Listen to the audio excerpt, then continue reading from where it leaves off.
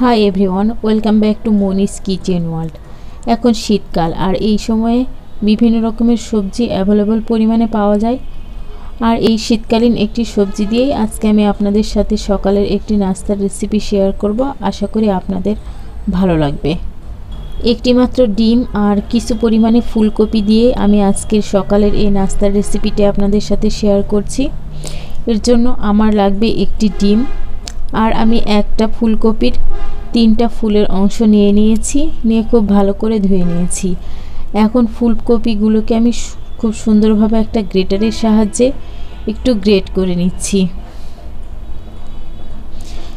Great করে নিয়ে এর ডাটার দিকে যে অংশটা, সেই অংশটাকে ফেলে দিতে হবে। শুধু ফুলের অংশটা খুব ভালোভাবে গ্রেট করে নিতে হবে। গ্রেট করে নেওয়া হয়ে গিয়েছে। এখন একটা বাটিতে আমি উঠিয়ে নিচ্ছি।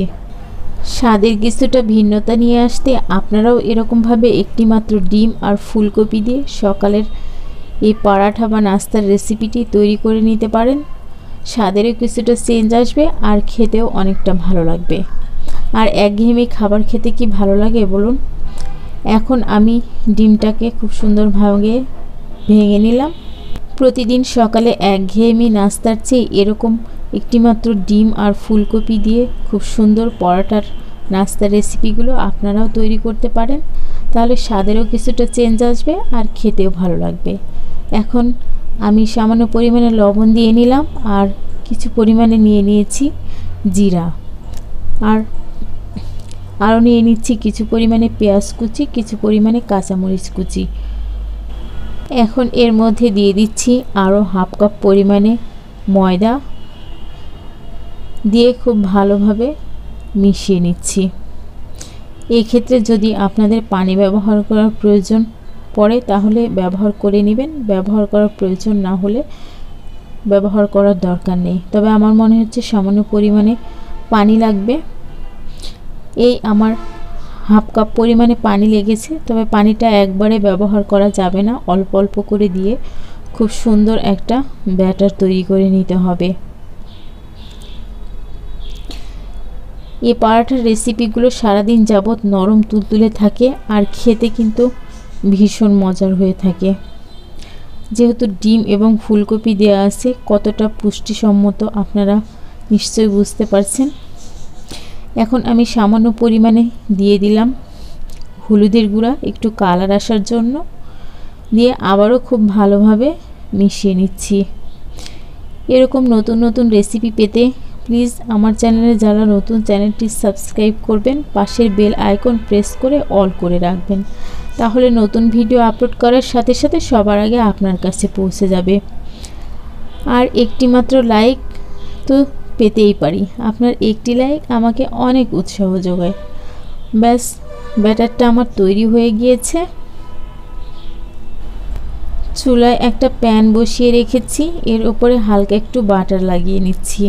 তবে এক্ষেত্রে আপনারা অলিভ অয়েল বা সয়াবিন তেল, ঘি আপনাদের পছন্দ অনুযায়ী ইউজ করতে পারেন। এখন আমি আমার পরিমাণ মতো ব্যাটার দিয়ে দিচ্ছি। এই পরাটার শেপ যেরকম হয় সেরকম অনুযায়ী দিলেই হবে। দিয়ে 2 মিনিটের জন্য আমি ঢাকনা দিয়ে ঢেকে রেখে দিচ্ছি। চুলার জালটাকে অবশ্যই মিডিয়ামের চেয়ে একটু কম রাখতে হবে, তাহলে এই পরোটাগুলো খুব সুন্দর হবে। 2 মিনিট পরে আমি এখন উল্টিয়ে নিচ্ছি, নিয়ে আবারও একটু বাটার লাগিয়ে নিব। নিয়ে 2 পাশটাকে উল্টে পাল্টে খুব সুন্দরভাবে ভেজে নিলেই পরোটা তৈরি হয়ে যাবে। আর এই পরোটাগুলো খেতে কিন্তু এক্সট্রা কোনো সবজি বা মাংসের প্রয়োজন হয় না, যেহেতু এটাতে লবণ, মরিচ, পেঁয়াজ সব কিছু দেওয়া আছে। এটা সবজি ছাড়া খেতেই বেশি ভালো লাগে। আপনারা ট্রাই করবেন এবং দেখবেন কতটা মজার হয়েছে। ব্যাস, সবগুলো পরোটা আমি একইভাবে তৈরি করে নিয়েছি। দেখুন এগুলো কতটা সফট এবং নরম তুলতুলে হয়েছে, একটু দেখলেই বুঝতে পারবেন। আর এরকমভাবে আপনারা তৈরি করে নর্মাল ফ্রিজে 3-4 দিন মতো সংরক্ষণ করতে পারবেন। খাওয়ার সময় একটু গরম করে নিলেই হয়ে যাবে। তৈরি হয়ে গেল আজকের আমার স্ন্যাক্স বা পরোটার রেসিপি। আশা করি রেসিপিটি আপনাদের ভালো লেগেছে। সবাই ভালো থাকবেন। আজকে এই পর্যন্তই। আল্লাহ হাফেজ।